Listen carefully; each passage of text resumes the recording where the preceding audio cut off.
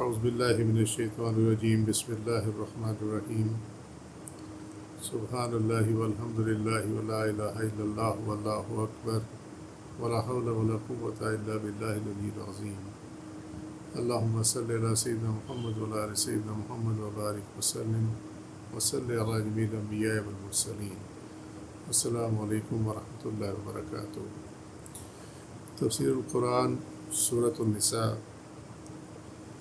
ہم نے اس کی 93ویں آیت 93rd آیت ہم نے اس کی تفسیر عالمانہ کر لی تھی، اور اس کی اب تفسیر صوفیانہ ہے۔ ریمائنڈر کے طور پہ، ریکیپ کے طور پہ اس کا ترجمہ جو ہے وہ آیت کا دوبارہ ہم پڑھ لیتے ہیں۔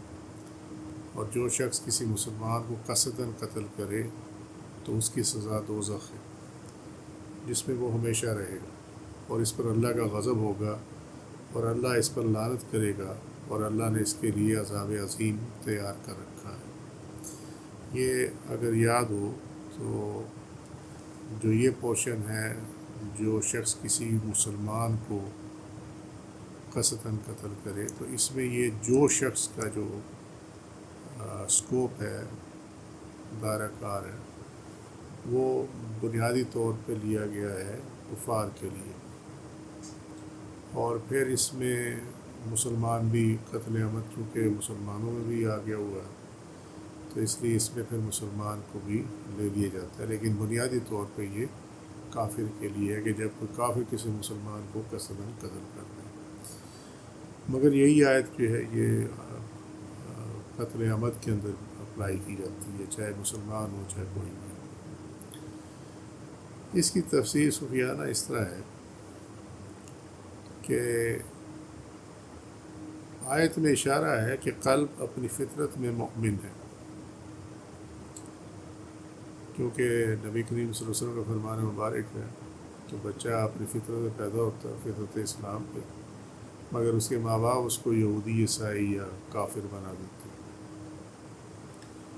تو قلب اپنی فطرت میں مؤمن ہے، کیونکہ جب اس میں روح نے آ کے بسیرا کیا تو روح جو ہے وہ نہ کافر ہوتی ہے نہ کچھ ہوتی ہے، وہ تو حق ہے، وہ تو امر ربی ہے، تو لہٰذا قلب اپنی فطرت میں مؤمن ہے، کیونکہ اس کے اندر امر ربی آ کر ٹھہر گیا۔ اور نفس اپنی خلقت میں کافر ہے۔ یہ اس لیے کافر ہے کہ جس مٹی سے ہم لوگوں کو بنایا گیا ہے، اس میں شر ہے، اس میں خواہش ہے، اس کے اندر ہوس ہے، اس کے اندر حسد ہے، اس کے اندر برائی ہے، اور یہ تمام چیزیں جو ہیں یہ وہ ہیں جس کا شیطان پیروکار ہے، اس کو اڈاپٹ کرنے والا شیطان ہے، اور شیطان کی راہ پہ چلتے ہوئے لوگ کافر ہو گئے۔ تو نفس اپنی خلقت میں، اپنی بناوٹ میں جو اس کو تخلیق کیا گیا، اس میں یہ کافر ہے۔ قلب اور نفس کی آپس میں انتہائی دشمنی ہے، یہی وہ وار ہے، لڑائی ہے، جنگ ہے، وہی کشمکش ہے جو کہ ہمارے امتحان کا سبب ہے اصل۔ اور یہ اللہ کی رحمت سے میں نے بہت پہلے بھی یہ بات کسی تفسیر صوفیانہ بیان کرتے ہوئے بتائی تھی کہ لوگ اس چیز سے غافل ہیں کہ دنیا میں ہم آئے کس لیے ہیں۔ یہ اصل میں وہ معاملہ ہے جس میں دیکھنا یہ ہے کہ کون جیتتا ہے۔ اگر قلب جیتے تو یہ اللہ کی پارٹی ہے، یہ اللہ کا گروہ ہے، اور اگر نفس جیتے تو یہ شیطان کا گروہ ہے، کفار کا گروہ ہے۔ تو جو جیتے گا اسی کے ساتھ جائے گا۔ اگر قلب جیتے گا تو اہل قلب جو ہے وہ اللہ کی طرف ہی جائیں گے، اور اللہ کا جو عرش ہے اس کے نیچے جنت ہے۔ اور اگر نفس جیتے گا تو یہ شیطان کا گروپ ہے، تو شیطان نے جانا ہی جہنم میں، اس کو تو فیصلہ ہوگا۔ تو پھر جس کا نفس جیت گیا وہ شیطان کے ساتھ دوزخ میں ہوگا۔ قلب کی زندگی نفس کی موت میں ہے۔ اس سے مراد کیا ہے؟ اصل میں اس سے یاد آ جائے گا، میں نے اس ٹائم بھی اسے سمجھایا تھا کہ یہ دونوں ہیں، قلب ہے، یہ نفس ہے، اس نے حاوی آنا اس کے اوپر۔ جب قلب اس پہ حاوی آئے گا تو اس کو نیچے جو ہے وہ سانس نہیں آنے لگا کہ یہ تقویت لے، یہ قوت پکڑے۔ تو لہٰذا بندہ تو زندہ ہوگا، دنیا میں چل رہا پھر رہا ہوگا، مگر اس کا جو خواہشات ہیں، اس کے اندر سے جو حیوانیت ہے، شیطانیت ہے، تکبر ہے، اس کے اندر جو ضد ہے، وہ تمام چیزیں اس طرح کی جتنے بھی یہ اخلاق فضیلہ ہے، شیطانی معاملات ہیں، یہ سب اس میں سے ختم ہو جاتے ہیں۔ اس کو کہتے ہیں نفس کی موت۔ یہ ایسا نہیں ہے کہ بندہ کوئی اس کی روح پرواز کر جائے گی اور وہ سارا کچھ ہوگا، ایسا نہیں ہوتا۔ نفس کی موت سے مراد یہی ہے کہ اس میں سے خواہش کا عنصر ختم ہو جائے گا، ہوس کا، شیطانیت کا، حیوانیت کا، یہ تمام چیزیں جو ہیں اس طرح جو ریلیٹڈ ہیں اس سے، تکبر، حسد، کینہ، بغض، طمع، یہ تمام چیزیں، جھوٹ، اور یہ تمام چیزیں جو اس میں سے نکلتی شروع ہو جاتی ہیں، اس کو کہتے ہیں نفس کی موت۔ تو قلب کی زندگی، اگر قلب نے جیتنا ہے اور قلب نے زندہ ہونا ہے تو اس کے لیے پھر بنیادی چیز یہ ہے کہ نفس کو موت آنی چاہیے، اور نفس کی زندگی قلب کی موت ہے۔ جب قلب مردہ ہو جائے، اور یہ جو ملہم فرشتہ اللہ تعالیٰ نے ہمارے ساتھ رکھا ہوا ہے، جب اس کی آواز ہمیں آنا بند ہو جائے، جب ہمیں برائی نہ لگے اور اچھائی سے ہمارا دل تنگ ہوتا ہو اور نیکی کی توفیق ہی نہ ہو،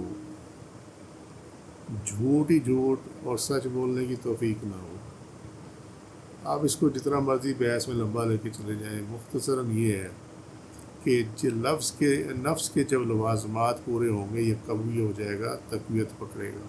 جب اس کی خواہشات پوری ہوں گی، خواہشات کی تقدوں میں لگے رہیں گے، یہ قوت پکڑ جائے گا۔ جب یہ قوت پکڑ جائے گا تو آپ یہ دیکھیں، آپ کے سامنے تو آج کل خیر مثالیں بھی بہت ہیں، ٹی وی آن کریں آپ کو بڑی مثالیں مل جائیں گی، کہ ایسا لگتا ہے کہ لوگوں کو اب ملہم کی آواز ہی نہیں آتی۔ ملہم فرشتہ ہے جو کہ جب انسان پیدا ہوتا تو اس کی گائیڈنس کے لیے اللہ تعالیٰ نے اس کے ساتھ ایک فرشتہ مقرر کیا ہے، یہ قلب کی پارٹی ہے، اور اس کے ساتھ ایک شیطان جس کو ہم امزاد کہتے ہیں وہ بھی پیدا کیا جاتا ہے، یہ نفس کی پارٹی ہے، شیطان والی پارٹی ہے۔ تو اب دیکھنا یہ ہے کہ بندہ ملہم کی سنتا ہے یا بندہ شیطان کی سنتا ہے، نفس کی سنتا ہے۔ اگر وہ آواز آنا بند ہو گئی تو اس کا مطلب ہے کہ نفس جو ہے وہ زندہ ہو گیا اور قلب جو ہے وہ بند ہو گیا۔ دل چلتا رہتا ہے، یہ یاد رکھنا ہے، دل چلتا رہتا ہے، قلب بند ہو جاتا ہے، اور اسی کی صفائی مانگتے ہیں۔ اس گوشت کے لوتھڑے کی صفائی کوئی نہیں مانگتا، اس کو کہاں پہ پمپ کرنا وہ پمپ کرتا ہے، بات ختم ہو گئی۔ چنانچہ کفار کے نفس زندہ تھے لیکن ان کے قلب مردہ تھے، اسی لیے اللہ تعالیٰ نے انہیں قرآن مجید میں مردہ قرار دیا ہے۔ جہاں کہیں بھی آیا ہے وہ بعض فرقے ایسے ہیں جو نئے ان کو یہ محسوس ہوا کہ 1400 سال میں لوگ توحید غلط پڑھتے رہے، لیکن بہرحال یہ ان کا اپنا خیال ہے۔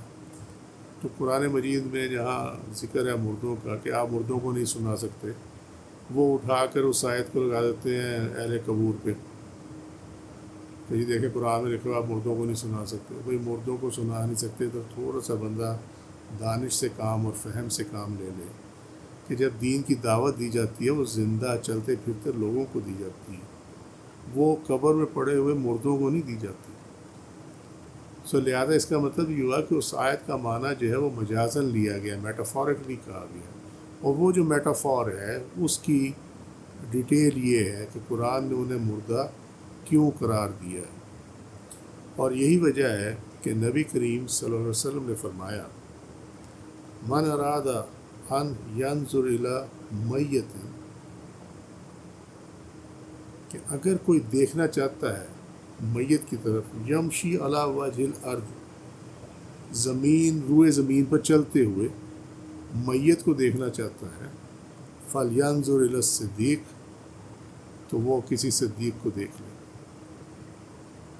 اب اس کے جو حدیث شریف ہے، اس میں بعض روایات میں ایڈ ہوا ہے کہ الی ابی بکر صدیق، لیکن جو اس کا عام کوٹ کی جاتا ہے وہ ہے الی الصدیق۔ دونوں میں فرق ہے، اگر ابی بکر کا فرق ہے، لیکن اگر آپ جو چیز میں کامن ہے وہ یہ ہے کہ الصدیق ادھر بھی ہے اور الصدیق ادھر بھی ہے، یہ رتبہ ہے صدیق، چاہے وہ ابو بکر رضی اللہ عنہ کے لیے ہو، چاہے وہ بعد میں آنے والوں کے لیے ہو، مرتبہ کے حساب سے حضرت ابو بکر صدیق رضی اللہ عنہ نبی پاک صلی اللہ علیہ وسلم کے بعد آپ کے درجہ آتا ہے، وہ ایک علیحدہ معاملہ ہے کہ علیحدہ ایشو ہے، مگر کہنے کی بات یہ ہے کہ جو صدیق کے رتبے میں جس کو اللہ فائز کرے، جب وہ دنیا میں کہیں چلتا نظر آ جائے تو وہ شخص ہے جس کے بارے میں کہا گیا کہ اگر کوئی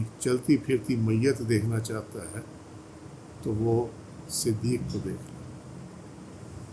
یہ تفسیر روح البیان میں یہ حدیث شریف کو دی گئی، اور یہ جو اس میں ڈفرنس ہے یہ میں نے اس کی وہ بھی اللہ نے توفیق دی، ریسرچ کر کے میں نے اس کو یہاں لکھا ہے اس حدیث شریف کو۔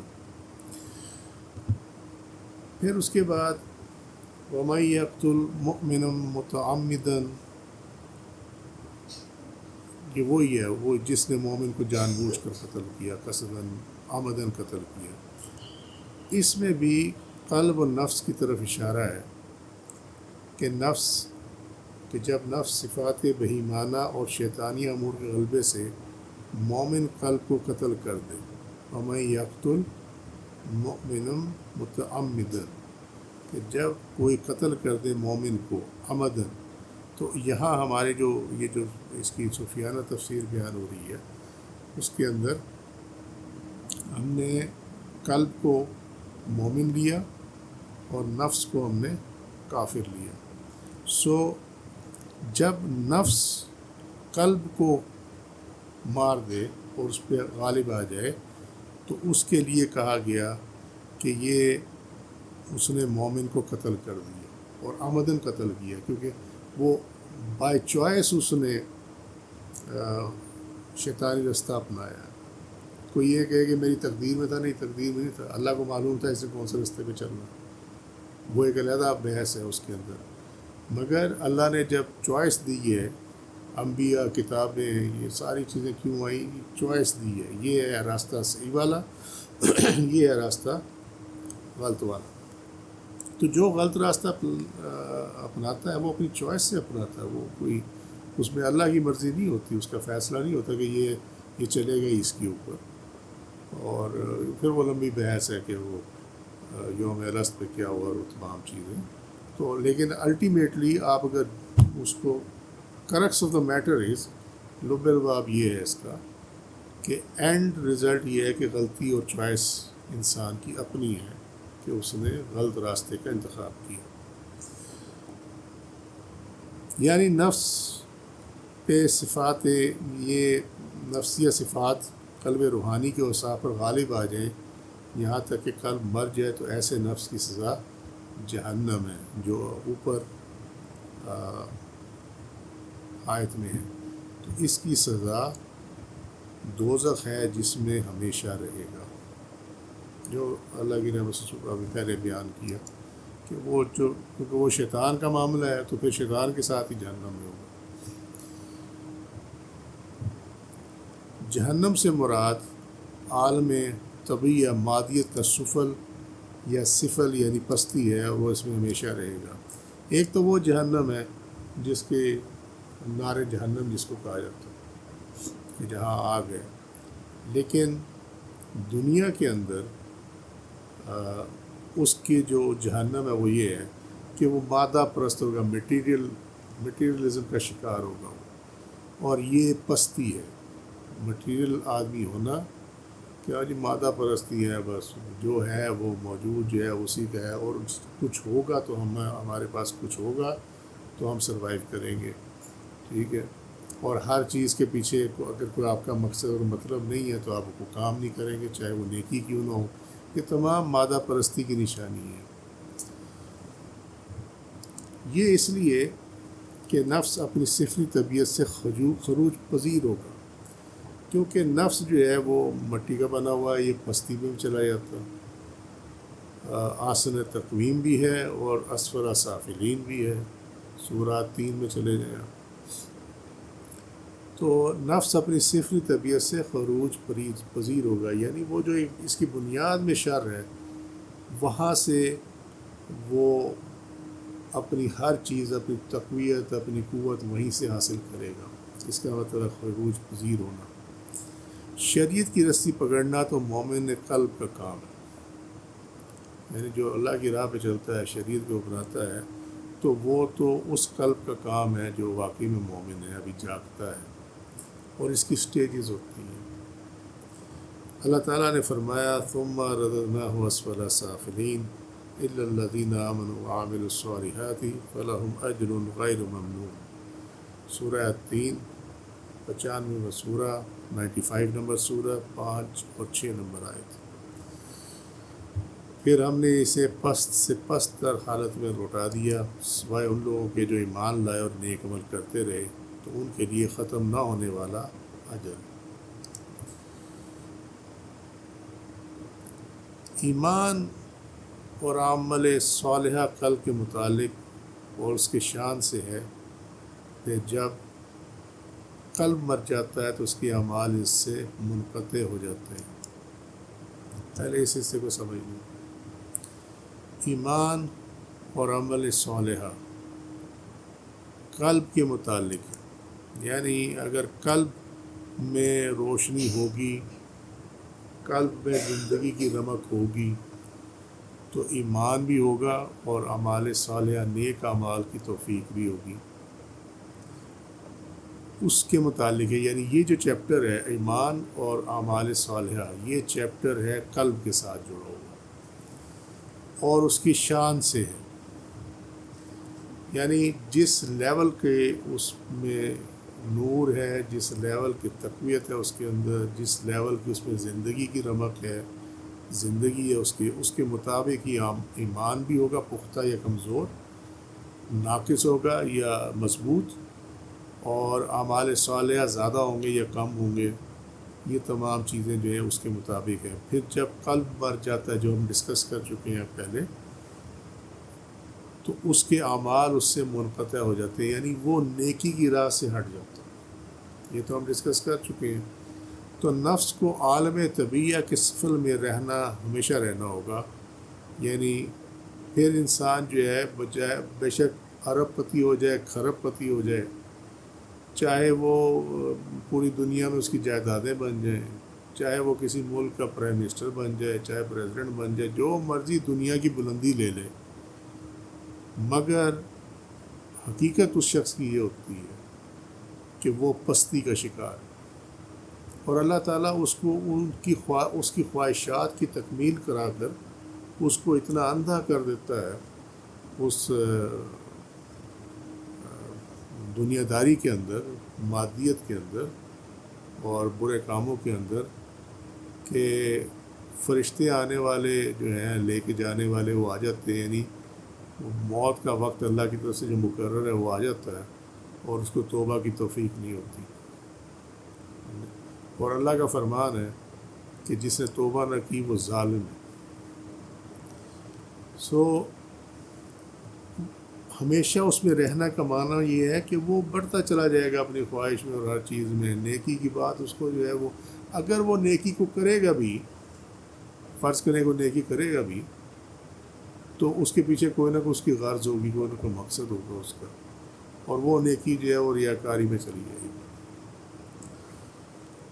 جیسے آپ دیکھیں کوئی بہت جھوٹا، کوئی بہت ہی کمینہ فطرت اگر کوئی ایسا ہے، کوئی پولیٹیشین ہو، تو وہ ہمیشہ اگر پبلک انٹرسٹ کا کوئی کام کرے گا بھی تو وہ اپنے دکھاوے نمائش کے لیے اپنی مشہوری کے لیے ایڈورٹیزمنٹ کے لیے کرے گا تاکہ لوگ اس کو جو ہے وہ ووٹ دیں. وہ عوام کے درد میں نہیں کرے گا. اصل وہ ہے کہ جو ہو تو اسی رتبے پہ مگر عوام کے درد میں کرے. اس بندے کا قلب جاگ رہا ہوتا ہے، باقی تو دوسرے جتنے بھی ہوں تو سارے مردہ قلب ہیں. اور اللہ تعالیٰ غضب اور لعنت فرمائے گا اس پر، یعنی ہمیشہ کے لیے اپنی بارگاہ اور اپنے قرب سے محروم فرما دے گا. جتنا جتنا وہ بڑھتا چلا جائے گا دنیا کے اندر، اس کی خواہشات کی تکمیل ہوتی رہے گی. وہ یہ نہیں دیکھے گا کہ حرام ہے حلال ہے، جائز ہے ناجائز ہے، اللہ کا قانون ٹوٹ رہا ہے نہیں ٹوٹ رہا ہے، کیا ہو رہا ہے کیا نہیں ہو رہا. بڑھتا چلا جائے گا اور خوش ہوتا چلا جائے گا کہ میں نے بڑی کامیابی حاصل کر لی. جیسے جیسے وہ دنیا کی طرف گھومتا چلا جائے گا ویسے ویسے وہ اللہ کی طرف سے دور ہوتا چلا جائے گا. تو اللہ تعالیٰ اس کو اپنے قرب سے اور اپنی بارگاہ سے اس کو محروم کر دیتا ہے. لیکن قلب کا معاملہ جو ہے وہ اپوزٹ ہے. جس طرح قلب کی روشنی، نور، یہ زندگی، اس کی تقویت، قوت بڑھتی چلی جائے گی، اس طرح صاحب قلب جو ہے وہ اللہ کی بارگاہ میں وہ مقرب ہونا شروع ہو جاتا ہے. اللہ تعالیٰ اس کو اپنا قرب عطا فرماتا ہے. اللہ تعالیٰ اس کو اپنی بارگاہ میں حاضری کی توفیق عطا فرماتا ہے. یہ ایک علیحدہ چیز ہے، اس پہ اللہ نے کبھی توفیق دی تو ضرور بات کریں گے. ایک سوال آیا ہوا ہے، مجھے اصل میں ذرا ٹائم نہیں مل رہا، تو اس سوال کے جواب میں انشاءاللہ تعالیٰ یہ چیز بھی آ جائے گی. اسے اللہ تعالیٰ کے اس خطاب کی لذات سے ہمیشہ محروم رکھا جائے گا اور وہ جنت نعیم کی نعمتوں سے محروم ہو جائے گا. یعنی جو بھی بات کی ہم نے، یہ وہی ریپیٹیشن ہی ہے اس کی، کہ اینڈ کیا ہے. اس کا اینڈ یہ ہے کہ جو اللہ نے فرمایا کہ ارجعی الی ربک راضیۃ مرضیہ، سورہ الفجر میں 89 نمبر سورہ، 89 نمبر سورہ، 28 نمبر آیت. تو اپنے رب کی طرف اس حال میں لوٹ کا کہ اس کی رضا کا طالب بھی ہو اور اس کی رضا کا مطلوب بھی ہو. گویا اس کی رضا تیری مطلوب ہو اور تیری رضا اس کی مطلوب ہو. یہ ایک سٹیج ہے نفس مطمئنہ کی. تو اس کی جو لذت ہے، کیونکہ عام طور پہ یہ بات کہی جاتی ہے کہ گناہ میں بڑی لذت ہے.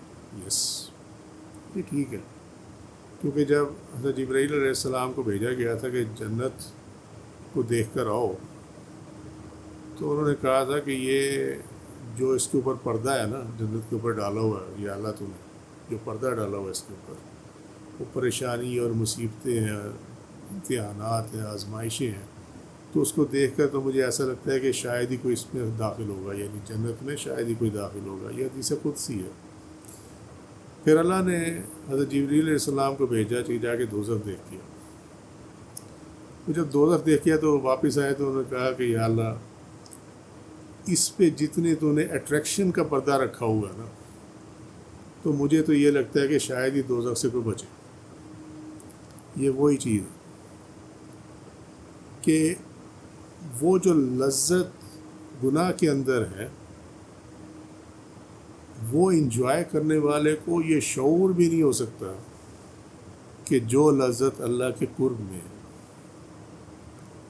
اور وہ جب قرب سے اس لذت کو، گناہوں کی لذت کو پا کر وہ ایکچولی ہے بدبو ہے لیکن اس کو اچھی لگتی ہے. وہ جب ادھر موو کرتا چلا جائے گا تو پھر اللہ تعالیٰ اس کو جنت نعیم کی نعمتوں سے محروم کر دے گا. یعنی اس کو بڑا غور سے دیکھنے کی ضرورت ہے. راضیۃ مرضیہ، اور اس سے پہلے فرمایا ربی کی. یہ مطمئنہ نفس کی وجہ سے ہے، کیونکہ نفس جو ہے اس میں وہ فیمیل فیمنن ہے، تو اس کی وجہ سے ورنہ یہ ربی کا ہوتا. ارجعی الی ربک، اے مطمئن جان تو اپنے رب کی طرف آ، راضیۃ مرضیہ، کیونکہ وہ جو جنت پہ پردہ ڈلا ہوا ہے آزمائشوں کا اور تکلیفوں کا، وہ تمام کی تمام آتی اس طرف اس وقت ہیں جب اللہ تعالیٰ یہ دیکھنا چاہے کہ بندہ میری رضا میں راضی ہوتا ہے یا اپنی رضا میں راضی ہوتا ہے۔ سو جب اللہ تعالیٰ کی دی توفیق سے بندہ استقامت میں رہے اور پریشانیوں میں بھی اللہ کی زبانیں اللہ کے سامنے سر نہ اٹھائے احتجاجاً، بلکہ سر جو ہے وہ سجدے میں پڑا رہے، تو یہ نشانی ہوتی ہے کہ وہ اللہ کی رضا میں راضی ہے۔ اب کیا اس کا مطلب یہ لے لیا جائے کہ نمازیں پڑھنے سے ثابت ہو جائے گا کیونکہ ہم نے سجدے کی بات کی ہے؟ تو نمازیں پڑھنا تو نمازیں تو منافق بھی پڑھ لیتے ہیں، تو اس کا یہ مطلب تو نہیں ہے کہ وہ اللہ کی رضا میں راضی ہے۔ وہ جو زمانے بھر کے وہ فراڈ کرتے ہیں، جو بیت المال پہ اور ملکوں کے خزانے لوٹتے ہیں، ان کو جا کے دیکھ لو، وہ مسجد نبوی میں اعتکاف بھی کر رہے ہوتے ہیں، وہ وہاں خانہ کعبہ کے اندر طواف بھی کر رہے ہوتے ہیں، وہ مسجد میں نماز بھی پڑھ رہے ہوتے ہیں۔ سو اس کو اگر آپ دیکھیں تو اس سے صاف پتہ لگے کہ یہ سر نہ اٹھانے کا معاملہ سر سجدے میں نہیں ہے، بلکہ یہ معاملہ یہ ہے کہ ظاہراً اور باطناً اس پہ احتجاج نہ کرے، اور تکلیف کوئی آئے تو اس کو بڑی گریسفلی اس کو فیس کرے، اور دل میں یہ نیت رکھے یہ میرے اللہ کی طرف سے ہے اور اللہ ہی اس کو حل فرمائے۔ جب اس کو چھوڑ کے دنیاوی سہاروں کی طرف جائیں گے تو یہ چیز شو کرتی ہے کہ انسان کو اپنی مرضی عزیز ہے، کیونکہ اس کو یہ پتہ ہی نہیں ہے کہ یہ میرے رب کی طرف سے ہے۔ تو دنیا دار کو دیکھنا وہ کیسے چیختے مارتا پھرتا۔ اب یہاں پھر ایک اگلی بحث یہ آ جاتی ہے کہ جناب اگر پریشانی میں بندہ کو دعا کرے یا کسی سے دعا کرائے تو کیا یہ برا ہے؟ یہ برا نہیں ہے، اور یہی اس کا حل ہے۔ کیونکہ جب پریشانی ہوتی تھی صحابہ کرام کو تو آپ صلی اللہ علیہ وسلم کے پاس ہی جایا کرتے تھے دعا کرانے کے لیے، تو یہ تو ایک وہاں سے چیز سیٹ ہو گئی، بات ختم ہو گئی، اور پھر اللہ نے فرما دیا قرآن میں مجھ سے مانگو، مجھ سے دعا مانگو، میں دعاؤں کو قبول کر لے رہا ہوں۔ اس میں آج نہیں ہے، مسئلہ نیت کا، مسئلہ نیت کا۔ جو بات سمجھائی وہ یہ ہے کہ جب پریشانی آئے، ٹھیک ہے انسان پریشان ہوتا ہے، ہم یہ نہیں کہتے نہیں ہوتا، کوئی اسٹیل کا بنا وہ نہیں ہے، ہم آؤٹ آف آرڈنری بھی بات نہیں کر سکتے، حقیقت سے ہم منہ نہیں موڑ سکتے۔ جب پریشانی کسی میں بھی آتی ہے، ہمارے سمیت بندہ پریشان ہوتا ہے، اصل معاملہ یہ ہے کہ وہ اس پہ کتنا صبر کرتا ہے۔ جائے ضرور جائے دعا کرانے کے لیے، دعا خود بھی کرے، ماں باپ سے کرائے، کوئی اگر نظر میں کوئی اللہ تعالیٰ نے کسی نیک بندے سے تعلق دیا جا کے اس سے دعا کرے، بالکل ٹھیک ہے، مگر نیت یہ رکھے کہ یہ پریشانی اللہ کی طرف سے ہے، میرے گناہوں کے نتیجے میں ہے، اللہ تعالیٰ مجھے معاف فرمائے، کسی کی دعا میرے کام آ جائے اور اللہ مجھے اس مشکل سے نکال دے، ٹھیک ہے۔ اور جب تک وہ نہیں نکالتا تو اس پہ کوئی احتجاج نہ کرے۔ میں نے اللہ معافی دے ان قانون لوگوں کی زبان سے بڑا کچھ سنا ہوا ہے، لوگ اتنے بد لحاظ ہو جاتے ہیں کہ اللہ تعالیٰ سے ایسی ایسی شکایتیں اور شکوے کرتے ہیں کہ کچھ کو تو میں نے خود یہ کہا تھا کہ بہتر ہے کہ تم دوبارہ کلمہ پڑھ لو۔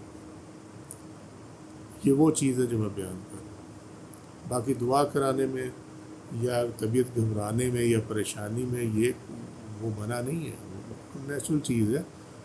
تو بس سمجھانے کی بات یہ ہے کہ بجائے اس کے کہ یہ آپ کسی ایک تو رونا پٹنا اور پریشانی میں نمازیں چھوڑ دینا، نیک اعمال چھوڑ دینا، اللہ سے شکوے کرنے لگ جانا، ان چیزوں سے پرہیز کرنا، اللہ توفیق دے اس کے لیے۔ اور دوسری بات یہ ہے کہ دعا سے کام لیں، اور دعا میں سب سے پہلے ہے استغفار، کیونکہ جو پریشانی آتی ہے وہ قرآن کا یہ فیصلہ ہے، اللہ کا فرمان ہے، جو تم پہ پریشانی آتی ہے وہ تمہارے اپنے اعمال کا نتیجہ ہے۔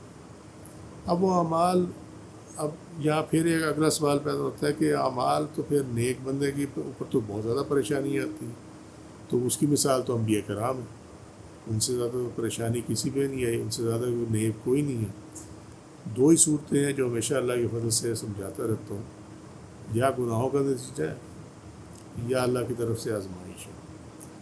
سو دونوں صورتوں کے اندر کامیاب وہی ہے جو کہ اپنے آپ کو سنبھال کے چلے، اپنے گناہوں کی معافی مانگتا رہے، توبہ استغفار کرتا رہے، اور اس کے ساتھ ساتھ اللہ سے کشف الکروب کی یعنی کہ پریشانیوں کے دور ہونے کی دعا کرتا رہے۔ سو یہ اس کا سبق ہے، یہ عام بندے کے لیے یہ اتنا ہی ہے۔ وہ اور منزلیں ہیں جس کا یہ رزلٹ ارادیات و مردی ہے، وہ اور منزلیں ہیں، وہاں پہ وہ آپ محاورہ مشہور ہے نا کہ جتنا انسان اوپر جاتا ہے ہوا اتنی تیز ہو جاتی ہے۔